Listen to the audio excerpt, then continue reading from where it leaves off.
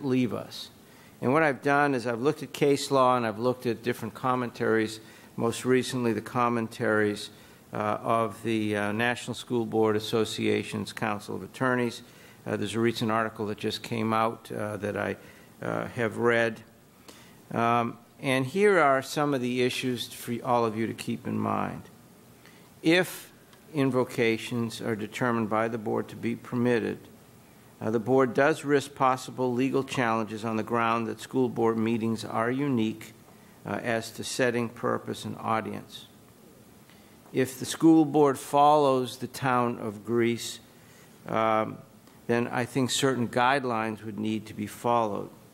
And so what I've seen and what I've recommended, would recommend in conformity as well with what I've seen from some of the articles and the National School Board article I mentioned to you, is that one, clergymen from all faiths who seek to address the board should only address the board. In other words, you would invite folks from all different faiths, and if somebody stands up there, they should never address the audience. They should be directing their comments and prayers to you directly.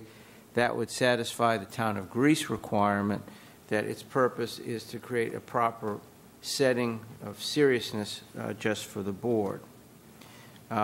It should not be given by board members, any invocation. It should not be given by students. It should not be given by teachers.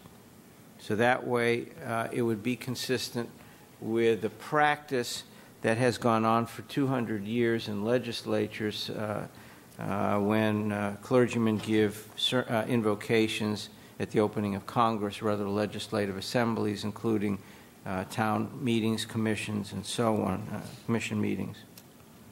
And it should be made very clear that persons who do not want to be present should be informed in advance that they may leave the room during the invocation. And that was also a statement made by the Supreme Court that allowing that then meant that people would not feel compelled to have to sit there if they found that it was objectionable. How would the 11th Circuit rule on this is an unknown. We could speculate. The 11th Circuit could look to the 3rd, 5th, and 6th Circuit cases and declare the invocation unconstitutional, or could bypass those cases and argue that the town of Greece analysis by the Supreme Court by looking to historical practice as to legislative bodies is legally sound and thereby declare, for example, that it would be permissible.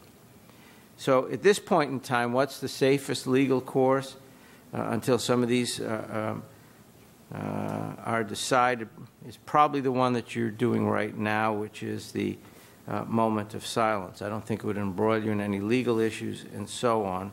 But if you, board should choose in any decision that they believe an invocation is appropriate, then I think the guidelines that I provided to you would be those guidelines that at least would be protective.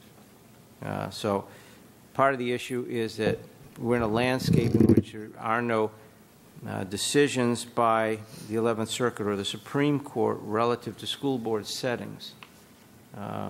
Rather, the town of Greece and other case law refers to those that involve commission meetings, town meetings, you know, by analogy, our commission meetings here or City of Naples meetings, whatever it is.